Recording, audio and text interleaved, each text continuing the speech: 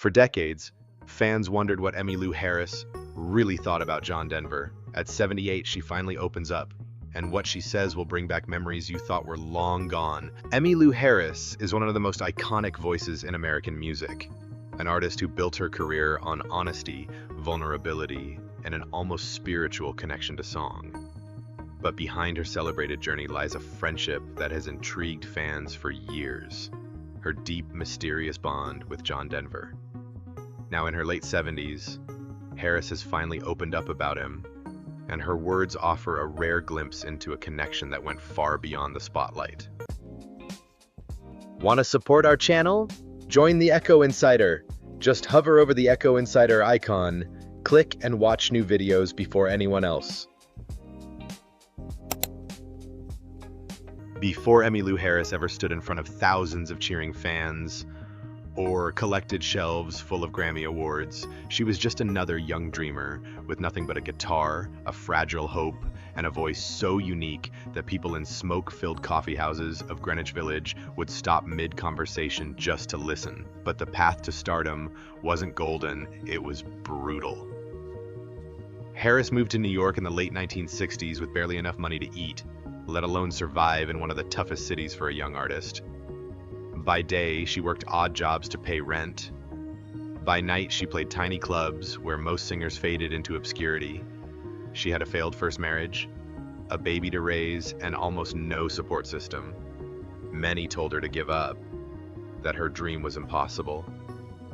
And then came the twist of fate that changed everything.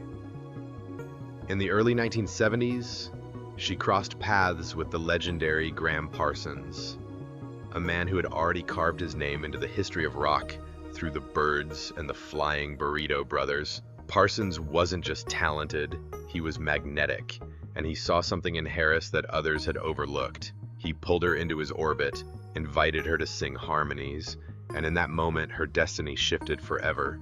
Their voices blended like two halves of the same soul, creating a sound that would shape the future of country rock. Together they recorded GP and Grievous Angel, two albums now hailed as milestones. For Harris, this was more than a career break, it was like finding her musical twin. But tragedy struck fast. Parsons died suddenly of an overdose in 1973, leaving Harris shattered. She later admitted he was her musical soulmate, and his loss was devastating. Yet instead of collapsing under the weight of grief, Harris transformed her pain into purpose. She carried Parsons' vision forward, stepping into her own spotlight and proving to the world that she wasn't just a background voice. She was a force destined to leave her mark. Transition. But Gram wasn't the only giant who had changed the course of her life. Soon, another star, one of the biggest of the era, would appear, and their connection was so effortless, so natural that people are still whispering about it decades later. By the mid-1970s, Harris had started to make her name. While John Denver was already a phenomenon, he wasn't just famous, he was everywhere. His face lit up TV screens, his voice carried on radios across America, and his songs, Take Me Home, Country Roads, Annie's Song, Rocky Mountain High, were practically the soundtrack of a generation. He was the clean-cut golden boy of folk and country, adored by millions. So when Emmylou Harris and John Denver finally crossed paths, it felt like two different worlds colliding. She was the ethereal, rootsy newcomer carrying Gram Parsons' torch. He was the polished superstar who had already conquered the mainstream. On paper, they shouldn't have fit. But when they sang together, something magical happened. Harris would later describe it as effortless, almost eerie. Their voices didn't just harmonize, they interlocked, like they had been waiting their whole lives to find each other.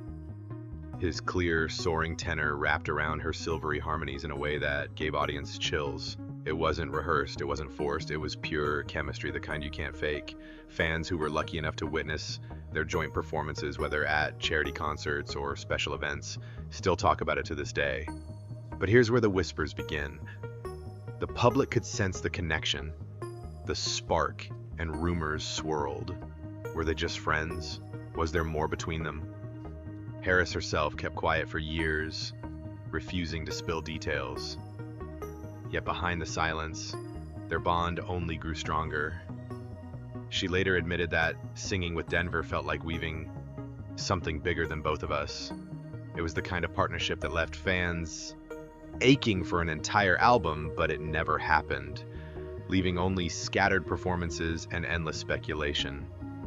Transition, and as powerful as their connection was, it wasn't just about the music, because behind John Denver's megastar image was a truth that shocked even those closest to him, and Emmylou Harris was one of the few who saw it firsthand. John Denver wasn't just a superstar, he was the kind of person who made people believe in the goodness of the world. Behind the cameras, behind the sold-out arenas, behind the millions of records sold, he was remarkably genuine. Harris described him as a man without pretense, the kind of person whose public persona perfectly mirrored his private self. Imagine this. The same man who could make an entire stadium weep with "Take Me Home." Country roads could also sit quietly in a small cabin, listening to the wind in the trees, talking about life, music, and the planet with the same honesty he sang with. Harris emphasized that his authenticity wasn't performance. It was who he was from his first note to the last. And there was something rare, almost magnetic, about his presence. People were drawn to him not because he was famous, but because he genuinely cared. He believed in the beauty of the natural world and the power of music to connect hearts. He didn't preach.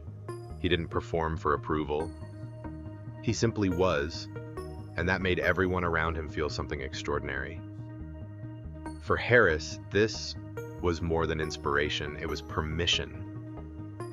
Watching Denver live and create on his own terms reminded her that she could do the same. She didn't have to bend to industry expectations or fit neatly into a category.